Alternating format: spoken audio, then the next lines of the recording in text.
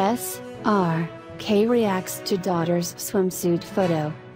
Right. She was in a bikini, she was on a beach, and she was with her little brother. You went ahead and wrote a headline, SRK's daughter flaunts her body. Is it a little cheap? Maybe I felt it was. I reached out nicely and said, dude, your website is not going to run on my daughter's bikini body, can you please take it out? People saw where I was coming from. My daughter was a little awkward about it. She's 16, yar. And the headlines some sites use are, wow. We're very liberal people and even had a laugh about it. But it's still awkward. I wasn't protecting her from the media, I was protecting her from me. It's my stardom that was the reason that picture made it to the news. It wouldn't have if she wasn't SRK's daughter.